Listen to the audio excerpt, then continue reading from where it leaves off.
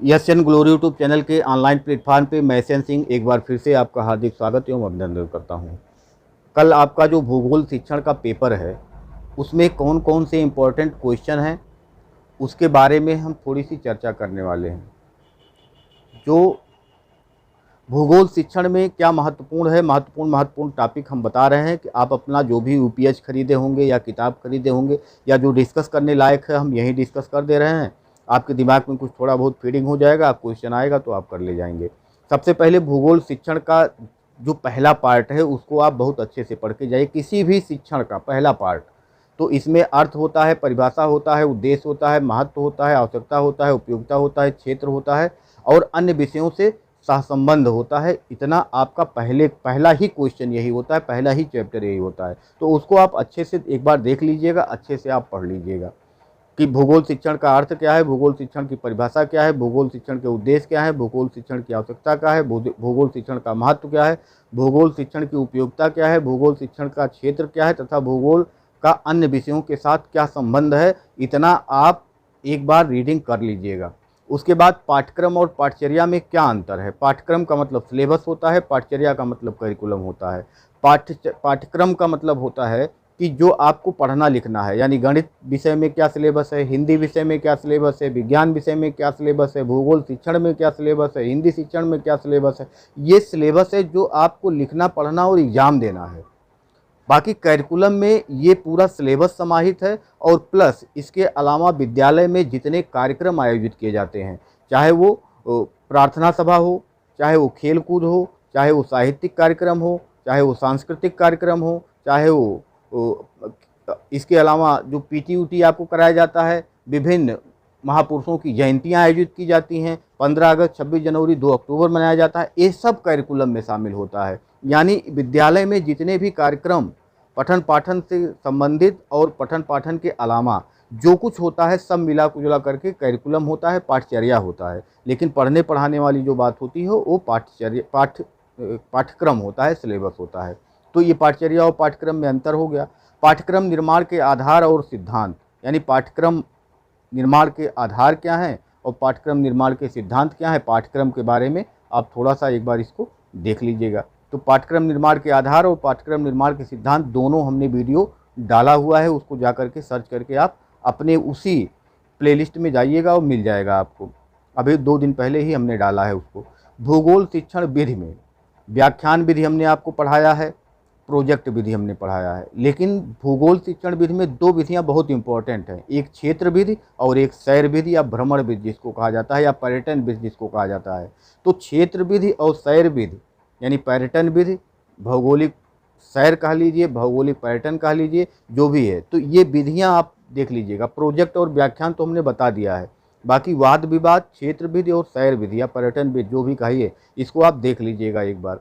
एक अच्छे उपलब्धि परीक्षण की विशेषताएं क्या होती हैं, तो हमने अभी इसके पहले के वीडियो में ही बताया है कि एक अच्छे उपलब्धि परीक्षण की विशेषताएं विश्वसनीय होना चाहिए, वैध होना चाहिए, मानक पर होना चाहिए, उसमें विभेदकारिता की क्षमता होनी चाहिए, वो पूरे पाठ्यक्रम से होनी चाहिए।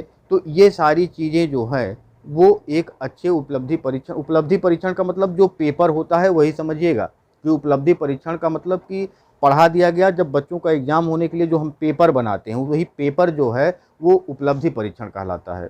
तो उपलब्धि परीक्षण यानी एक अच्छा पेपर किसको आप कहेंगे, उसी के बारे में आप यहाँ लिखना था। और बाकी निबंधात्मक और वस्तुनिष्ठ परीक्षण की क्या विशेषताएं होती हैं और उनकी सीमाएं क्या होती हैं, प्रश्न के कितने प्रकार होते हैं, इसको आप देख लीजिएगा। प्रश्नों के प्रकार में आप आएंगे तो निबंधात्मक प्रश्न हो जाएगा और वस्तुनिष्ठ प्रश्न हो जाएगा। निबंधात्मक प्रश्न में आप आएंगे तो माने लघु उत्तरीय प्रश्न मिल जाएगा। और फिर उसके बाद आप जब वस्तुनिष्ठ में आएंगे तो वस्तुनिष्ठ में बहुत सारे बहुविकल्पीय टाइप के हो जाएंगे, मिलान वाले प्रश्न हो जाएंगे, अल्टरनेट यानी सही गलत वाले प्रश्न आपके हो जाएंगे, उसके बाद फिल इन द ब्लैंक्स वाले प्रश्न आपके हो जाएंगे। तो इस प्रकार से बहुत सारे प्रश्न उसमें बनते हैं जब आप वस्तुनिष्ठ प्रकार का उपलब्धि परीक्षण बनाते हैं, तो उसको आप देख लीजिएगा।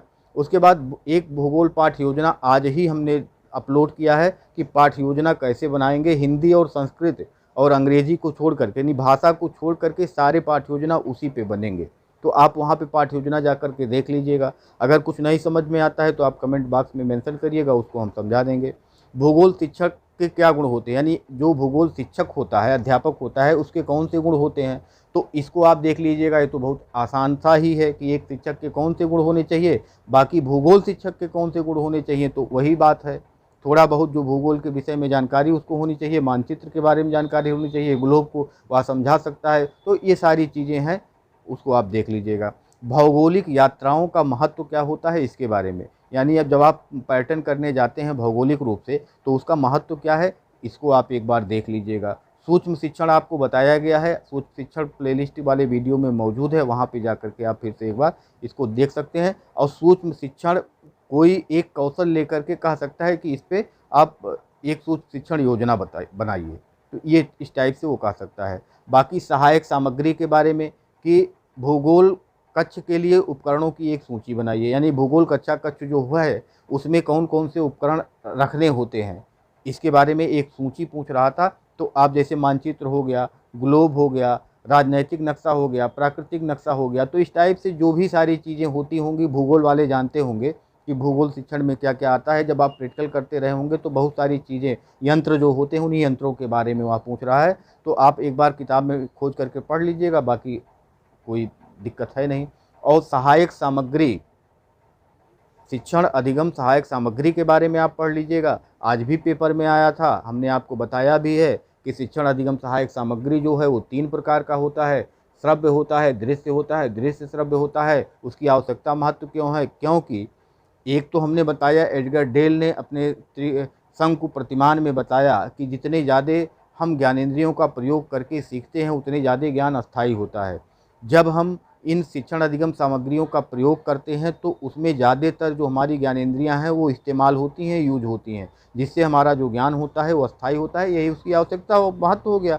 बाकी कितने प्रकार का, तो एक श्रव्य होगा, एक दृश्य होगा, एक दृश्य श्रव्य हो गया।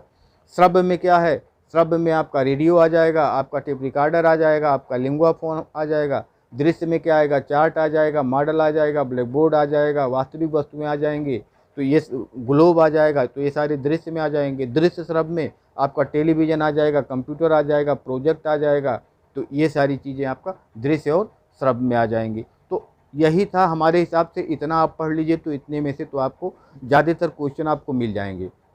बाकी आप अपने हिसाब से जो आपको लगता है कि और चीज़ें पढ़ी जा सकती हैं, अगर आप पढ़ सकते हैं तो उनको भी आप पढ़ के जाइएगा, क्योंकि हम एक थोड़ा-सा अपना निकाल करके जो पेपर पूछा गया था उससे और जो सिलेबस था उससे निकाल करके हमने बताया है, तो ज़्यादातर चांस है कि यहीं से क्वेश्चन आएगा, लेकिन आप अपने हिसाब से भी पढ़ के जाइएगा। ऐसा ना हो केवल इतने पे डिपेंड होके जाइए और वहाँ क्वेश्चन छूट जाए। दूसरी चीज़, आप क्वेश्चन कोई नहीं छोड़ेंगे, आपको क्वेश्चन आता है, नहीं आता है, उससे मतलब नहीं है। आपको कुछ ना कुछ उसके बारे में आता होगा, वही आप लिख के आइएगा। प्रश्न उत्तर संख्या इतना डाल करके आप लिख के आइएगा कुछ ना कुछ, क्योंकि जब आप से प्रश्न छूटता है तो वहाँ वो तुरंत शून्य हो जाता है, और शून्य की स्थिति ऐसी होती है तो आपको कुछ नहीं मिला। लेकिन अगर आपने कुछ भी लिखा हुआ है तो वहाँ पे आपको कुछ ना कुछ नंबर मिल सकता है। तो इसलिए आप क्या करेंगे कि कुछ ना कुछ आप उसमें लिख करके ही आएंगे, क्वेश्चन छोड़ करके नहीं आएंगे। बाकी आशा है कि आपको इतने में से मिल जाएगा। पेपर जैसा भी होगा कल फिर से हम आपसे फिर से पूछेंगे, मुलाकात फिर से करेंगे, कमेंट बॉक्स में फिर से कमेंट लेंगे, आप बताइएगा कि पेपर किस प्रकार से हुआ। बाकी बहुत सारी चीज़ें जो आप फर्स्ट पेपर में पढ़े हैं उसको हमने यहाँ छोड़ दिया है। छोड़ इसलिए, जैसे क्रियात्मक अनुसंधान भी यहाँ पूछा जा सकता है, हमने छोड़ दिया क्योंकि आपने वहाँ पढ़ा हुआ है। तो क्रियात्मक अनुसंधान फर्स्ट पेपर में आप पढ़ा है, तो एक दिन बाद एग्जाम होना है तो उसमें भी आपको समझ में आ जाएगा, कोई दिक्कत नहीं है। तो इसीलिए कुछ चीज़ें जो फर्स्ट पेपर में थी उसको हमने छोड़ दिया, उसको डिस्कस नहीं किया। वो तो आप कर ही सकते हैं क्योंकि हमने पढ़ाया है। तो बाकी जो हमको लगा कि हाँ यहाँ से क्वेश्चन निश्चित रूप से बनेंगे, वो हमने आपको बता दिया। तो पेपर अच्छा ही होगा, शुभकामना है। धन्यवाद, नमस्कार।